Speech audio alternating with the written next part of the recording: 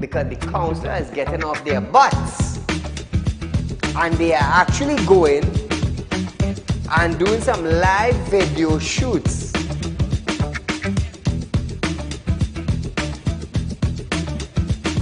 Real talk. Talking in why? What?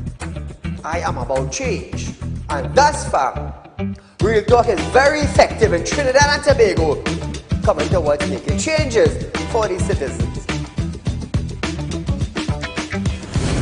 Public Utility Minister Marvin Gonzalez have urged the population to appreciate and be grateful for the availability of the utilities. This, as Gonzalez recalled, time in his life when he had to fetch water using a bucket from a nearby river. Gonzalez, I want you to understand something. I want you, Mr. Gonzalez, to understand something. You are being paid thousands of dollars by public utility, by the finance ministry, to govern WASA. Come on. To govern WASA, I want you to understand that you ain't going in no office for no free code. You are being paid. Do not tell me that I, Saeed, have to be grateful for the water I get it. Let me tell you something, Gonzalez. Every 4 months, I have to pay $400 and I get water once a bloody month. So don't come on a media briefing and say, Saeed, you have to be contented. You have to be happy. Marvin, the next best thing for you to do is to resign and get the hell out of here.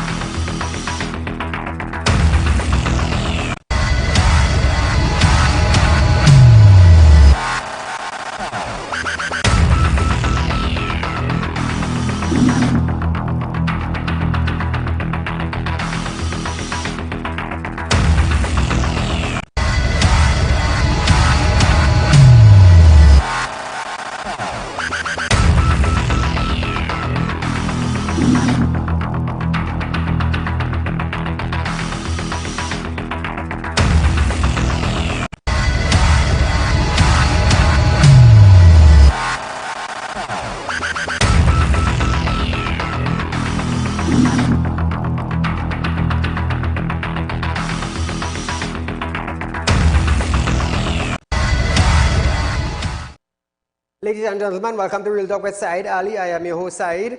We do want to thank you for joining us tonight, viewers. It's Friday, it's Fire Friday right here on Real Talk with Saieed Ali. So remember, call your friends, call your family, let them know Real Talk is going live on Synergy Network from 7 to 8 p.m. Now, there's a run of our program the next day from 11:30 a.m. to 12:30 p.m. So in case you miss it during the night, you can catch it during the daytime. We go live on Facebook and YouTube.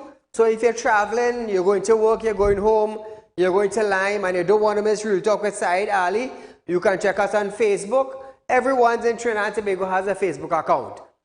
Everybody with a phone then who knows about Facebook and social media platform, they know about Facebook. So we are on Real Talk with Saieed Ali, our Facebook page. Like and share as we go live, viewers. And also remember, we are on YouTube. It's TT Real Talk. Subscribe, hit the bell, and you will know when we go live.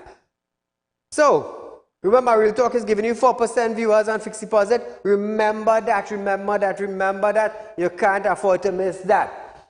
So, as we start our program tonight, TSTT CEO Lisa Agard have stated that the retrenchment of 468 TSTT employees is saving the company $12 million a month. Now, they're saving $12 million per month. But what about the 468 employees who are on the breadline?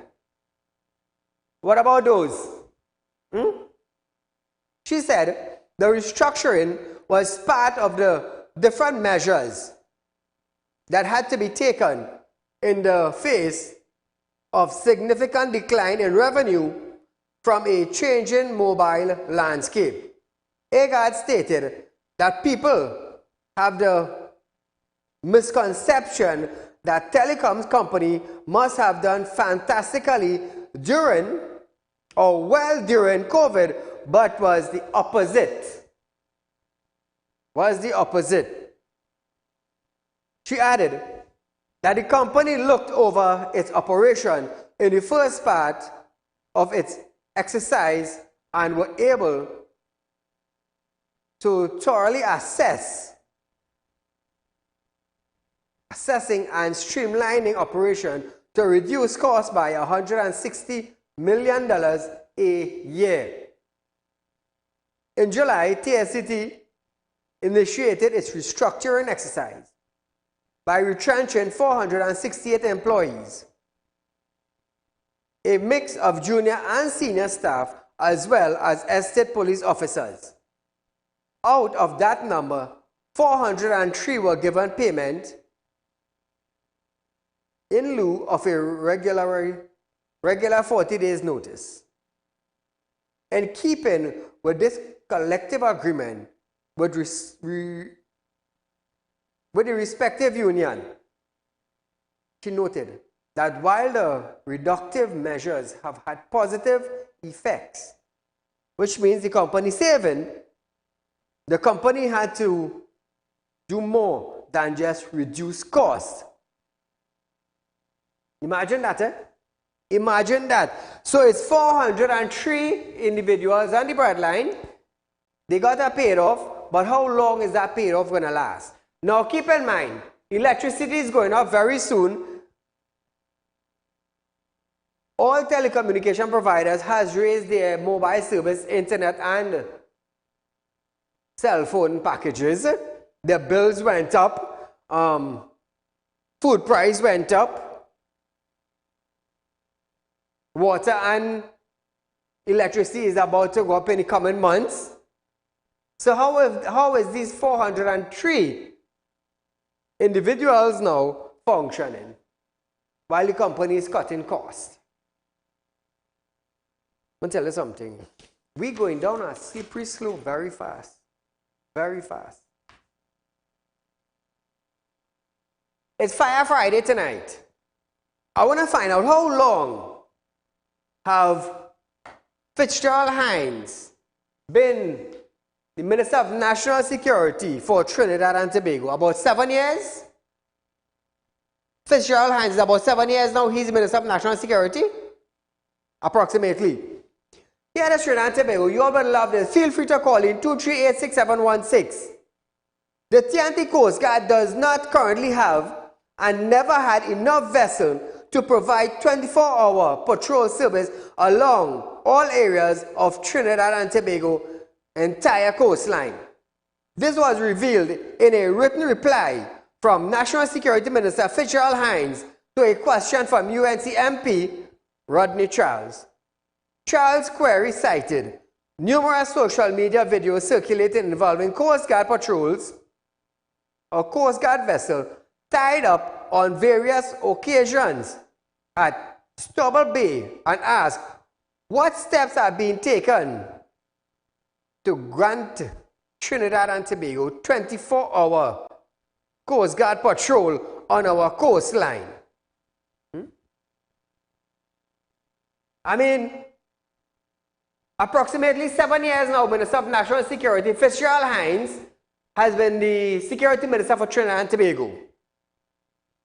Remember he said his job was to provide resources? Remember he said that?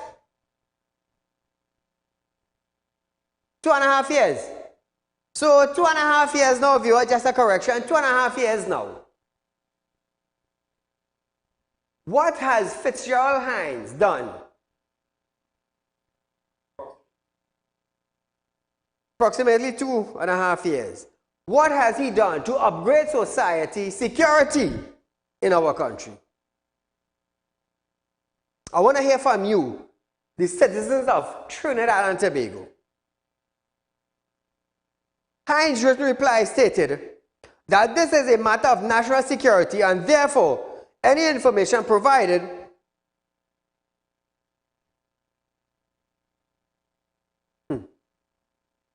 will be circumscribed by security consideration. It said, according to information from the Chief of Defense Staff, the TNT Coast Guard does not currently have any and never had enough asset to provide a 24-hour patrol service along all areas of the entire coastline of Trinidad and Tobago. So Trinidad and Tobago, more or less we are saying the Coast Guard never had enough vessels to patrol our shorelines. So I want to ask myself now, how long, or I want to ask you, if anyone of you could call in and help us understand this. How long have Trinidad and Tobago Coast Guard suffered for patrol vessel? How long? Could anybody call in and say how long the Coast Guard have been suffering for vessels to patrol our coastline? I want to ask you that because I will tell you something. It is very important for us.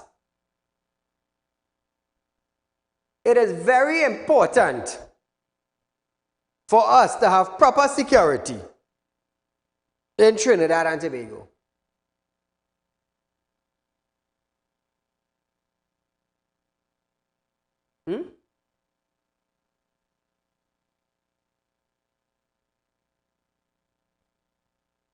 He said, according to information from the Chief of Defense Staff, the TSTT Coast Guard does not currently have and never had enough asset to provide a 24-hour patrol service along all areas of the entire coastline of Trinidad and Tobago.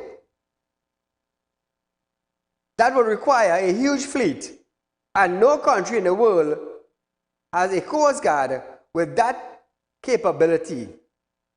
Instead, the Trinidad and Tobago Coast Guard used the asset in its arsenal to provide coverage to areas of operational interest. I find it very lame that they would say no Coast Guard around the world have enough fleet. My friend, we are not talking about around the world. We are talking about Trinidad and Tobago. We are not talking, Trinidad and Tobago is just 1.4 million people. We are not talking about the United States. We are not talking about Canada. We're not talking about Russia. We're not talking about England. We're not talking about Colombia. We're not talking about Venezuela. We are talking about Trinidad and Tobago, where hundreds of millions of dollars are being spent on security. I don't know about other countries, but I do know, what I do know is about Trinidad and Tobago. This is what I do know about. So are we just going to sit here? Are we just going to sit here while hundreds of millions of dollars are being spent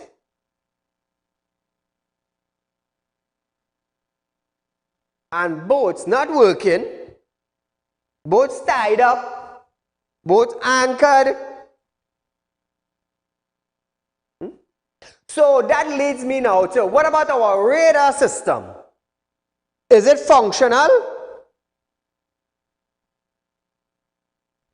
If we do not have enough boats, Coast Guard boats, to patrol our coastline, well then our radar system supposed to be up and running properly, functioning proper, so that in the event any boat, any and every boat enter a perimeter around Trinidad and Tobago, this satellite is supposed to pick it up.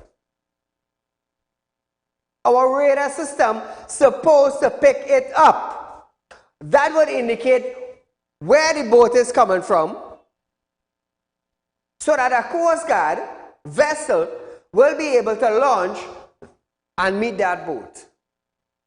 Correct? Am I correct? 1.4 million people living in a country that is 2x2. And they're complaining, but we never have enough boat.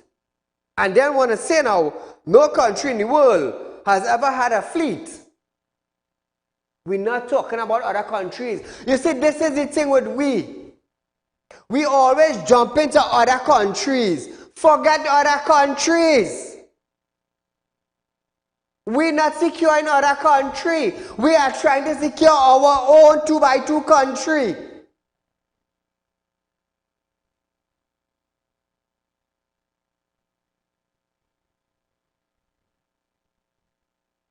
And for the Chief of Defense Staff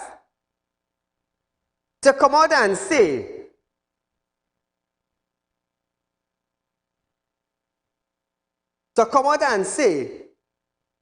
that no countries could cover their borders 24/7. Let me tell you something. To that, Chief, here what to do. You and your entire family all migrate to some other country. Because you ain't make no sense. You ain't make no sense. Before you make a statement saying that we hope the government will provide resources so that we can buy more boats to secure our coastline, that would have been a better statement.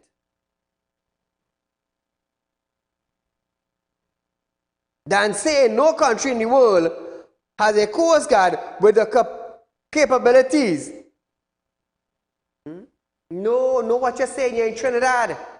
You're in Trinidad. You're not in our next country. I'm sure your wife and children and grandchildren right here. And you know what will kill them? I'm not saying they will die, but you know what kills innocent people? You know what? Illegal firearm on the streets. Where does it come from? It may come through a legal port. It may come through the coastline.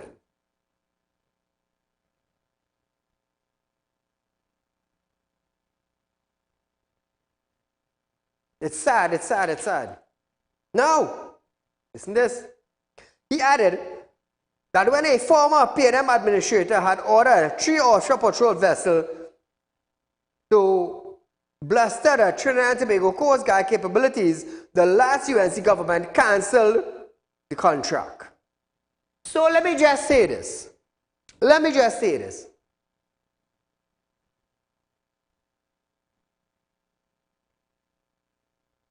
UNC had been in power in Trinidad and Tobago for only 5 years.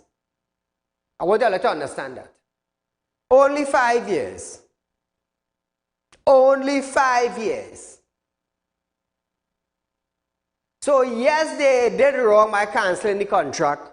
I will blame them for that. But apart from that, there were other political parties that governed Trinidad and Tobago that could have bought vessels. That could have bought vessels to secure our border.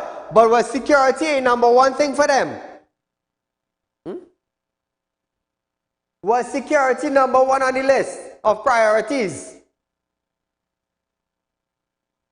Hines noted that the Coast Guard coastal radar system provides 24-hour monitoring, which was upgraded in 2020-2021, including surveillance equipment used by TTCG to enhance monitoring and fortifications of border.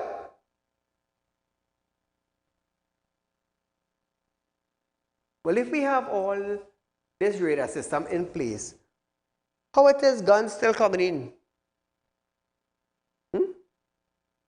How it is illegal activities still taking place? If the radar provides 24-hour service, I ask myself, how is it?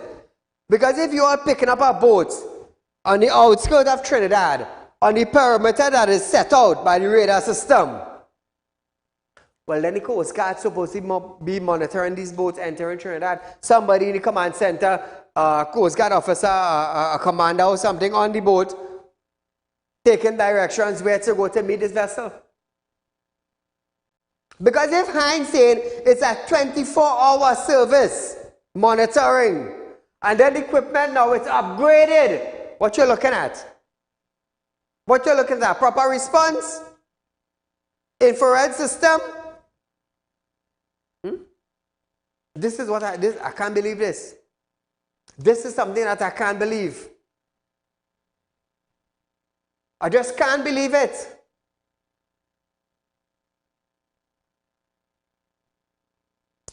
Moving along. Prime Minister Dr. Keith Rowley have stated that more body cameras will be bought for use by frontline police officers to give investigators an accurate understanding of police-involved confrontation. Referring to claims about the police killing of carnage mechanic Mr. Lendo last Tuesday, Charles asked why all frontline officers were not equipped with body cameras. Rowley stated that as far as he was aware, 1,100 body cameras had been bought and were being used by frontline police officers. Rowley stated that as far as he knew, he added that if more is required, more resources will be made available, so the police who are involved will be recording and it can be utilized in confrontation. And also confirm of incidents that took place with police and citizens. Listen to this. I do not know the standing orders in the police service and who is a frontline officer in any circumstance. That is a matter for the Commissioner of Police. What I do know is that resources have been made available for more and more officers to have. And at last sitting, the Commissioner of Police addressed this matter publicly, and I think the figure of approximately 2,000 cameras were obtained, 1,100 cameras were obtained and have been placed for use by the said frontline officers. And another substantial purchase is being made for this express purpose. So there's no need to misrepresent the facts. And if more is required, more resources will be made available, because the objective is to have as many situations where police is involved be recorded in such a way that it can be utilized in confirming how the confrontation or lack thereof took place involving the police and citizens. So this is not a matter to detain us, it's a matter that is underway. So viewers, we are going for a short commercial break, but when we come back, you're going to hear the PM blanks Kamala's query. A little more when we come back.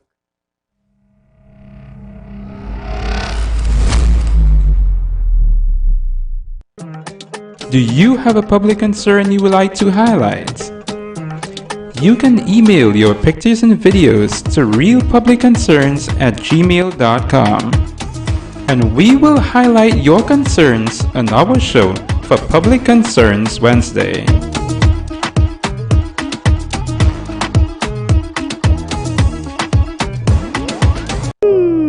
Tired of wasting precious time at the bank applying for a loan, only to be denied?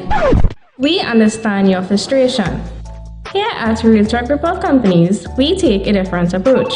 Contact Saieed, Managing Director of Realtalk Report Companies and licensed moneylender at 238-6716, 242-7690 or 339-1670.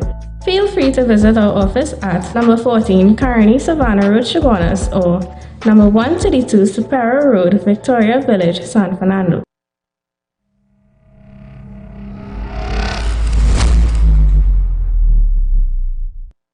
Caller, good night. Good night, Mr. Saeed. This is the imitation vaccine vegan. Go right ahead. They coming back again with another email gate, you know, boy. Yep. The one in Tobago, I believe that is artificial intelligence. You understand? You know, they had the expertise in this. The fella they say down in the West down there, and he had partners up in America and thing to do the email gate. We ain't going to call his name, but he's a 1%er. I believe that is, they're so wicked.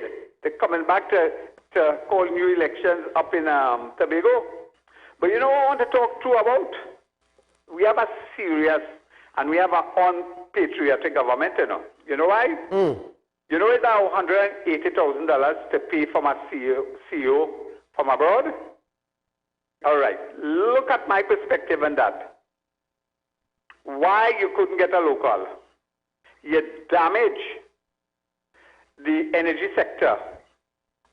We had expertise in that. It is 100-year-old. You mean we have no expertise in that?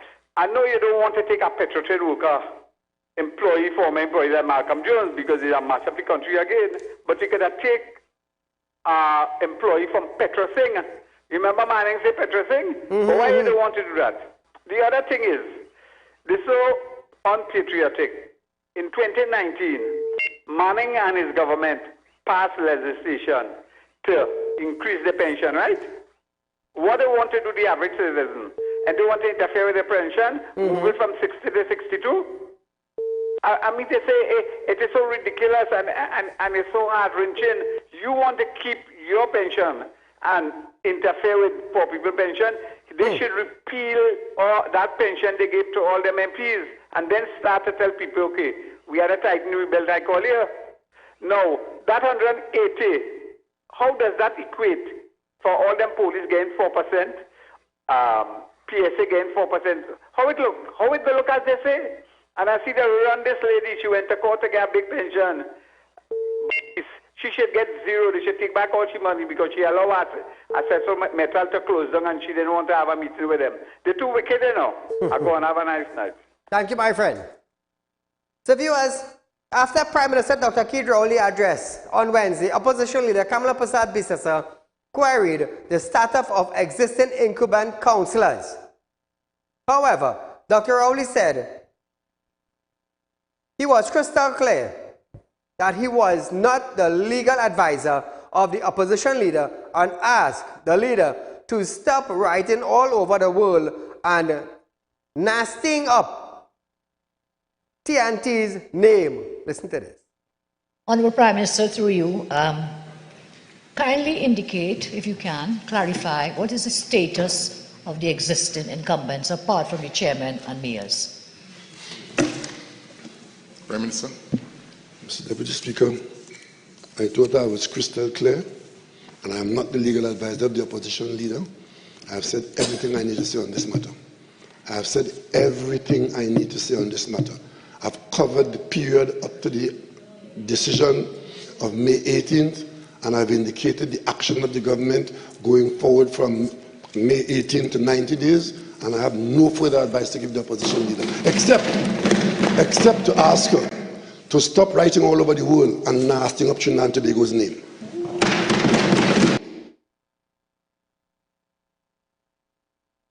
Highly educated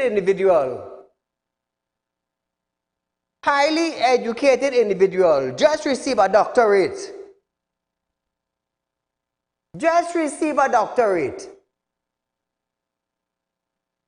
And a simple question you could not answer. What is the status of the councillors presently? It's a simple thing. It's either they are working or they are not working. Play back that video one more time. Honourable Prime Minister, through you, kindly indicate, if you can, clarify what is the status of the existing incumbents apart from the chairman and mayors. That was a question posed by Kamala Prasad Bisasa to the present Prime Minister. What is the status? It has nothing to do with the 18th. It has nothing to do with writing letters. It's a simple question to a simple answer. The councillors is either they active or they're not active. I wonder how come the speaker didn't say nothing about that? How come the speaker didn't say, well, you know, Mr. Prime Minister, it's an active or no active question. How come they didn't say anything about that? Dr. Oli stated that the legislation will be brought to the Parliament to validate the work of the local government bodies between the period December 2022 to May 18, 2023, and then for a further 3 months leading up to election. This piece of legislation is expected to be ready on Monday, 29th of May. And once this is accomplished, the date for local government election will be held or will be within 90 days. Listen to this. Consistent with this advice and decision, the Deputy Chief Parliamentary Council is on standby for the drafting of the necessary legislation to validate all acts of the corporation from December 2022 up to the 18th of May 2023 and for the further 3-month period from 18th of May. This piece of legislation is expected to be ready to to be laid in Parliament and debated and taken through all its stages in this Honourable House on Monday, the 29th of May 2023. Once this is accomplished, the date for local government within the 90-day window will be announced. And with that, Mr. Deputy Speaker, I thank you for your cooperation. Now, Trinidad and Tobago, I want to let you understand this. While he is doing all his legislative framework, Trinidad and Tobago needs an answer. The opposition needs an answer. The councillors themselves maybe need an answer to find out if they are working or they are not working. What is the status? That is all we want. What is the status? And I bash nobody, you know, but the Prime Minister didn't answer that question. Call good night. Good night, Saeed. This thing is overbearing now, you know. We have elected representatives. The opposition is there to ask questions on behalf of the country, on behalf of the citizens. And these are pertinent questions. You know, I cannot understand why this Prime Minister so uncouth, you know, so disrespectful. Why can't you answer the question? The public, the country want to know the answers to these questions. Why is he being so disrespectful to the opposition leader? You know, this is the way, this is why this country already gone to the dogs. The other point I want to make sure, I have a constitutional right. Correct. As enshrined in our constitution to select our councillors. That is enshrined in my right, my constitutional right to vote. And you came and take away that from me in December month, sir. So how could you come out now and say there is no breach of the constitution? It is a clear breach, and he always attacked Kamla and Anand Ramlogan getting senior counsel. What about the senior counsel that he had in the form of the Attorney General, who didn't even know that he was senior counsel or junior counsel? What about that one what cannot sign a file? What about that same Attorney General who says 3 appeal court judges and the 2 dissenting judges from the Privy Council make 5 for them? What kind of rubbish? Why don't he speak about that? You know, this man, I cannot understand it. I cannot understand this at all, sir. You know, if he does not want to answer questions. The other point I would like to see you to find out, sir. How could you do something unlawful, something illegal, and now try to legalize it? I think this guy that brought the case, Ravi Balagovind Maharaj, should sue the government now for damages because his constitutional right was breached. The government acted unlawfully. And bear in mind, sir, the opposition was warning them because the PNM is bereft of brains, you know. I don't think they have any legal capacity, you know, mentally or whatever it is maybe.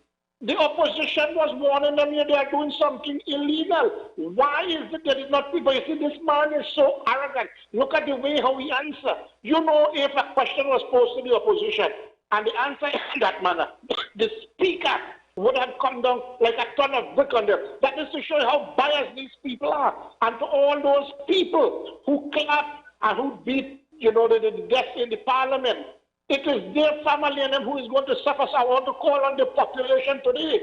Be mindful. Come out and vote and vote right in. Don't vote along the racial line. Thanks a lot, sir. I want to let you keep in mind, the Privy Council said what the government was presently doing, they were not in favor of it. I want to let you understand, they wanted to extend the life of these councillors and aldermen for 1 year. 1 year. And these councillors and aldermen were supposed to be voted in, correct? The Privy Council found that what the present government was doing was not in favor of them.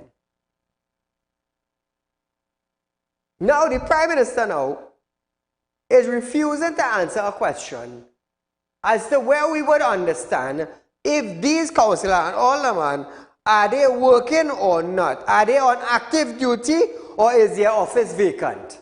A simple question like that, the Prime Minister cannot answer. A simple question like that.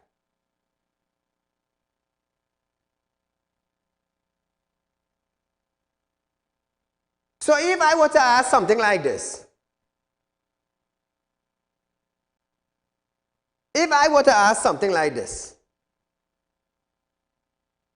do we have a commissioner for the Credit Union Society in Trinidad and Tobago? One would say, well, yes, Saeed, we have. And I would say, we have a commissioner, yes. I would ask now, is that person active in office or is that person active out of office? Meaning, is she working in her office or is she working from England or Canada or Toronto or some other country? I deserve an answer.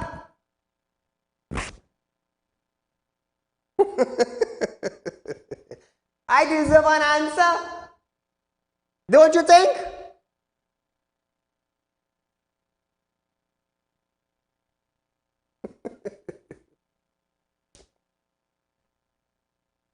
We'll talk about more on this in the coming weeks. But here it is. The PM also advocated for local government reform by saying it could fix many of the shortcomings of corporations that the opposition complains of. He stated that local government reform was all about getting better management and letting the greater management of their own affairs. Rowley chided Couva North MP Ravi Ratiram, who said things were not happening in local government and the only other solution was for the government to call the election. Trinidad and Tobago, let me tell you something.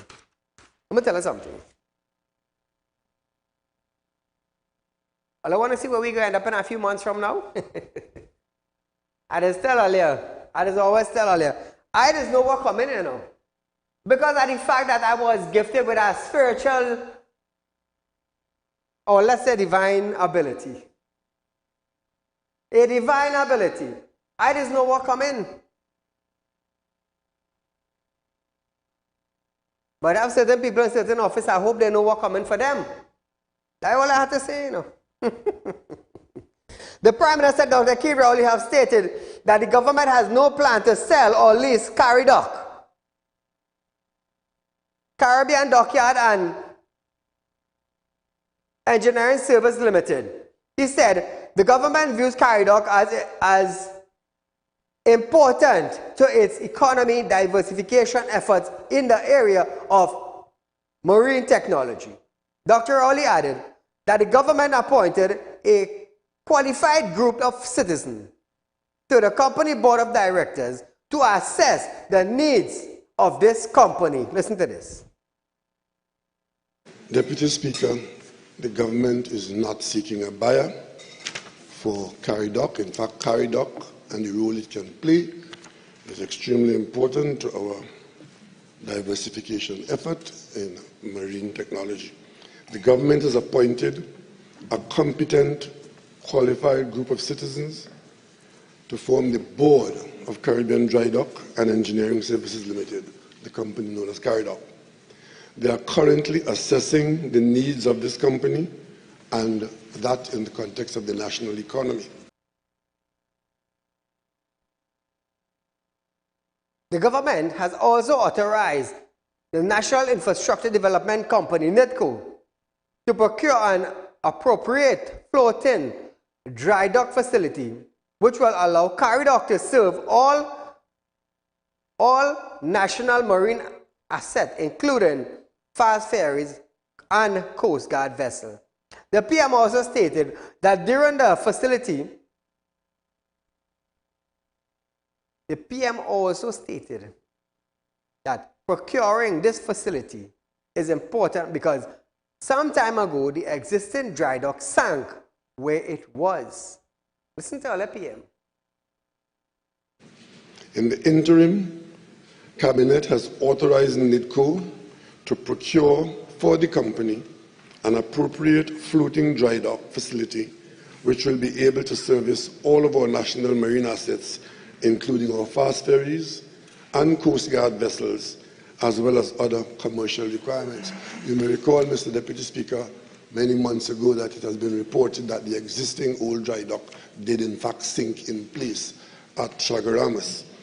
This attempt to restart the dry docking process in Chagaramas is an integral part of our national economic diversification progress. Now, viewers, he also questioned on what was the cost of maintaining this dock and for repairs after it sank, but his question was turned down. Listen to this. I don't see the connections being made by the member for Couva South. Nothing that I have said has anything to do with retrenchment or the workers per se. It is the company's existence and its offering of a service which is now not being offered. And we are taking steps to ensure that the service can be offered because we have a marine fleet, our Coast Guard vessels, our inter-island ferry, our ferries to the south, and of course there's a commercial demand. If you know the region, we expect to do business not only with Trinidad and Tobago assets, but other assets. If we are going to provide these services, we are going to have to require workers. If there are no services being provided, then there'd be no justification to have any workers there. Supplemental, Hoover South. Prime Minister, could you inform the South what is the estimate of the amount of money the government has spent repairing or maintaining its marine assets since the sinking of the floating of this dry dock? Okay, member, I wouldn't entertain the question at this time. Caller, good night. Yes, sir, good night. Go right ahead, my friend. Saieed, concerning this Caridock, boy. Alright? Did you see the Prime Minister refuse to give a financial cost on how much government is spending to maintain this present dock? Right, let me ask you a question, right? When he tell you that all he's not going to sell it, right? It ring any bells? I'm not closing on Petroleum. I'm not selling Caridock. Correct. It's only same way. It's only same way. Every time the man says something, Saeed, it's the opposite. He is lying again. The man lying. That's all the man got to do, boy. All the man got to do is lie. Let me ask you a question, right? What is the purpose the government keeping this Caridock for? He says the service, Coast Guard vessels, and the water taxi and all them things, right? How much Coast Guard vessels you see patrolling the waters right now? You ever hear about the Coast Guard vessels patrolling, honey? They park up everything in Chagarama side, and every time you call them and tell them something, they have no diesel to run the vessel. That's the excuse they have no diesel. So I don't know why it is they're doing that dock there, you know. All the government looking to do side, and I'm saying it plain as I could say that, all they're looking to do is give people multi-million-dollar contracts when it costs a fraction of the money to do the work, and the people are embezzling the rest of the money side. That is exactly what is going on in this country. You talk about councillors, right? You ask if the councillor should keep working, right? Was the councillor working for the last 7 years? I ain't see my councillors. That's the next thing. Side. Last 9 years now. So I don't know if my councillor living or if the man is living. I can't say. But I ain't see that man in about 9 years. So I don't know what's going on back by me. If it's the condition of the drain, if it's the condition of the roadside, you think I'm listen, let me tell you, right?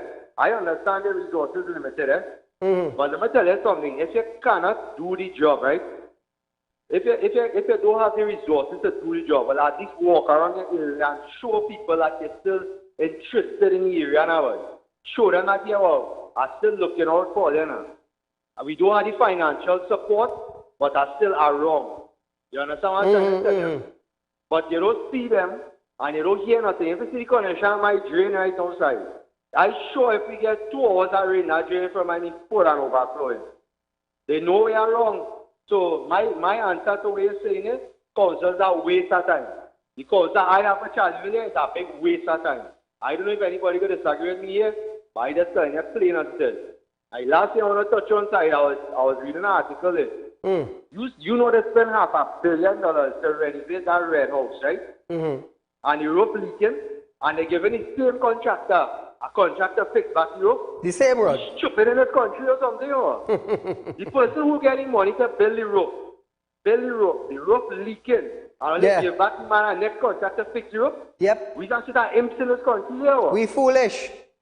No, but I feel Trinidad is powerfully stupid in this country, boy. And I'm going to tell you something, the people that put around there, well, I don't know what to say about them. Because I tell you earlier, the man come one term, the man destroy half the economy. They put him back there again to do what? To destroy the rest of the economy. And every time, I'm going to tell you, right? I don't know if I had UNC, right? But every time the UNC bring up a valid point, the man brushing them off and pulling them down. The man telling Kamala why she's writing all over the world, right? That's the woman's job. His job is to oppose everything you're doing. If you're doing rubbish, she had to oppose you. That's the woman's job. That's what she getting paid taxpayers dollars to do, Saeed. Tell me if I'm wrong. If she don't oppose the government of dictatorship here within the next month. Anyway, Saeed, you enjoy your night. So viewers, we're having for a short commercial break. But when we come back, we're going to hear about $180,000 a month for the new Heritage CEO after this.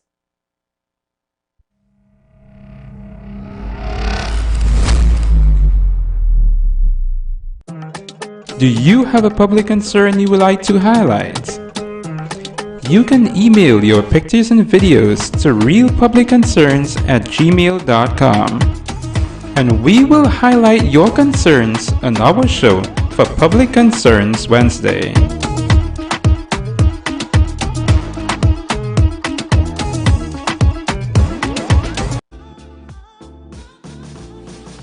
Realtalk Credit Union information stores are now open to members of the public. We are located at the Realtalk Group of Companies building at number 14 Crony Savannah Main Road. Opening hours are from 8:30 a.m. to 4:30 p.m. Contact us via telephone at 238.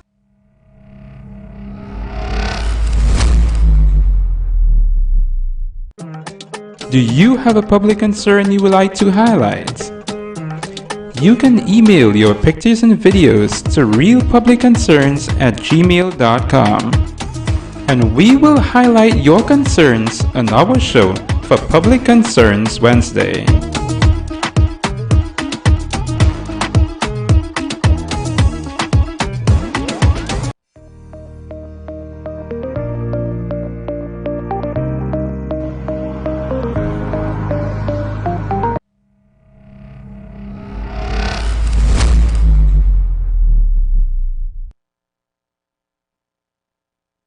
Saieed Ali has revealed that incoming Heritage Petroleum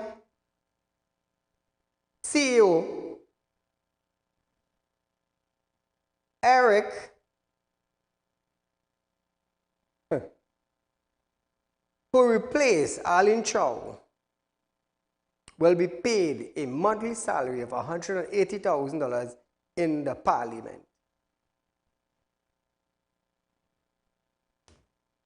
Viewers, I'll listen to this video. Mr. Deputy Speaker, the total compensation package offered to the Chief Executive Officer of Heritage Petroleum is as follows. The cash compensation, base salary, $180,000 per month, a relocation allowance of 7%, which is 12,600 TT per month, and a completion bonus of 180,000 TT payable at the end of the 6-month probation. Non-cash benefits, the value of housing up to approximately $5,000 per month, a company vehicle maintained by Heritage with a driver during the probationary period, and subsequent to that, a vehicle purchased at a value of up to $700,000. Utilities to be supported by the company, a return airfare to his home country at the end for employee and spouse, international medical insurance for employee, spouse, and 2 dependents, international life insurance for the employee only, and 20 working days per annum of vacation.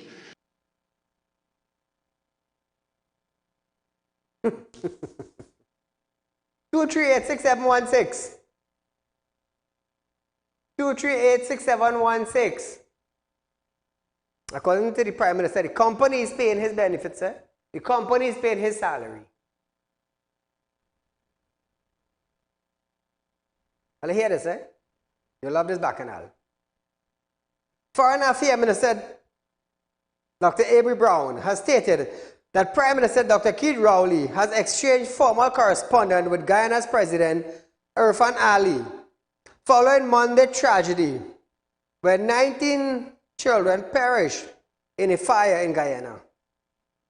He said their country is to be ongoing contacts between the two governments, and TNT was on alert for specific items or areas of assistance that the authorities would request based on the assessment that are underway.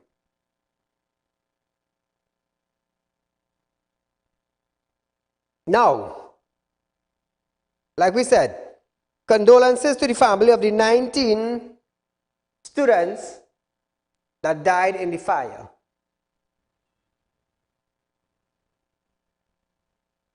It's a disaster.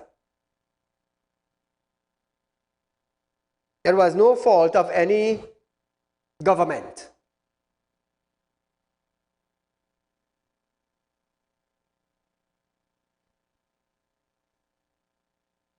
Recently,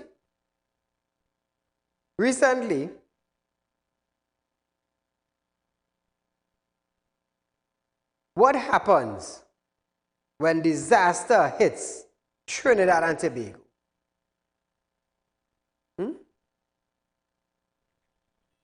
We do not give aid to our own. What about a child and mother who perished in a fire in Siparia?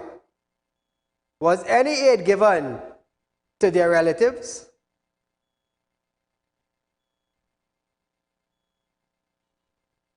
Give Jack its jacket. When a house burns down and someone perishes in that house fire right here in Trinidad, do we lend a hand?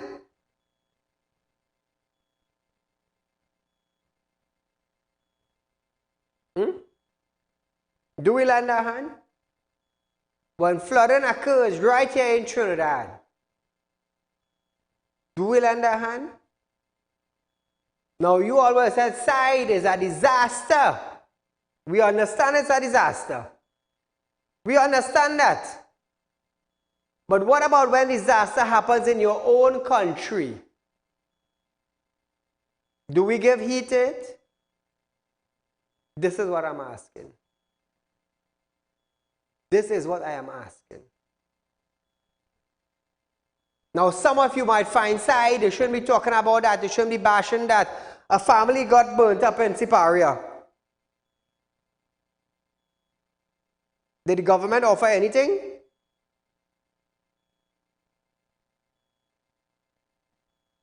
Individuals are being flooded out of their homes when excessive rainfall comes.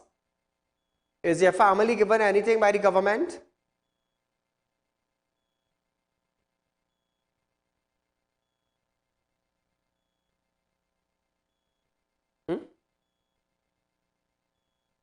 This is what I'm asking you. All well and good in giving, you know. All well and good in giving. But what about your own? What about your own? This is what I'm asking you.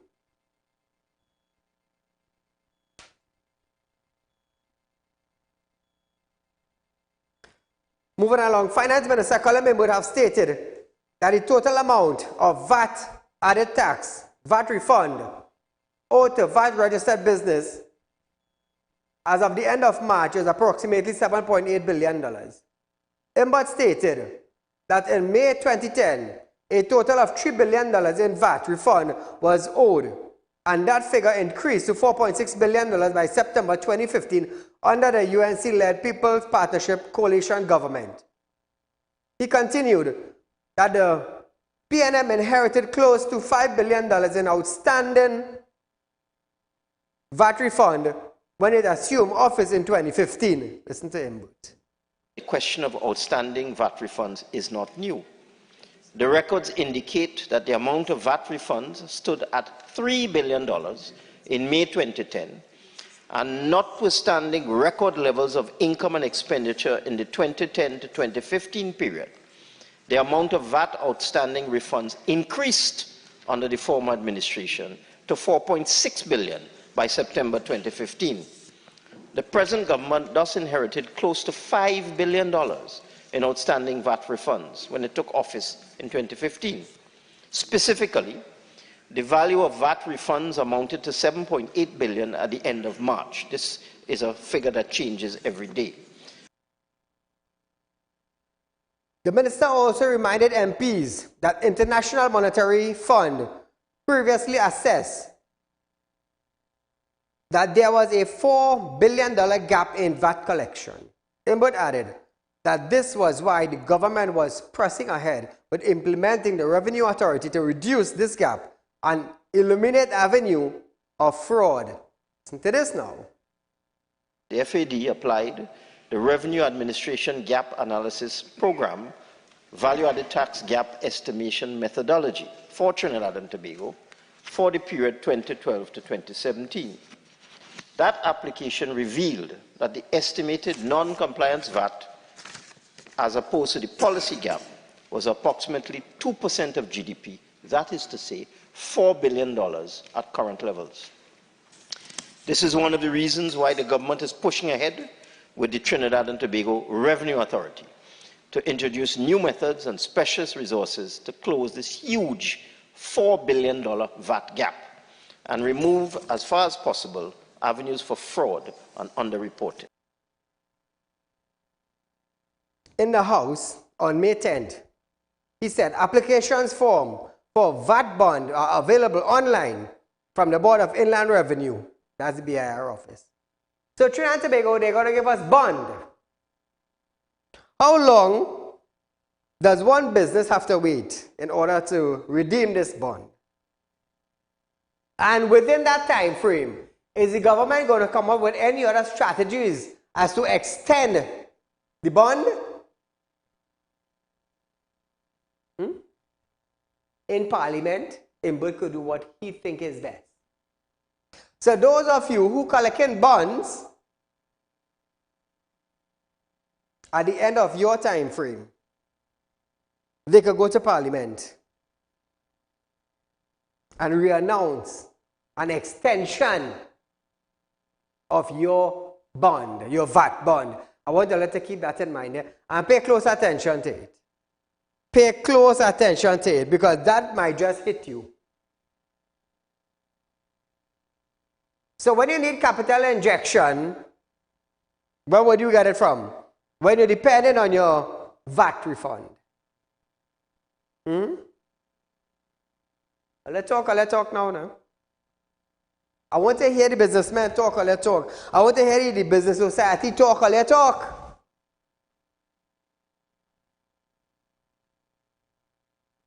Hundreds of millions of dollars are being spent all over Trinidad and Tobago.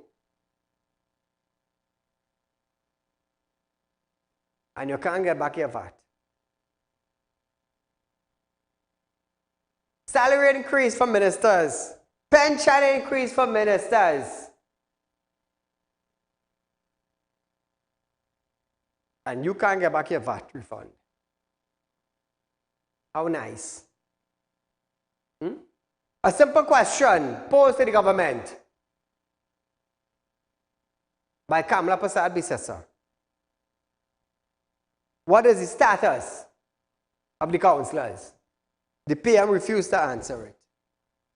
Again, the PM refused to answer how much money was being spent presently on maintaining Caridock. Refused to answer. So viewers, we are out of time for tonight, but nevertheless, our run of this program is Monday coming on the 29th from 11:30 a.m. to 12:30 p.m. Until we meet again, good night.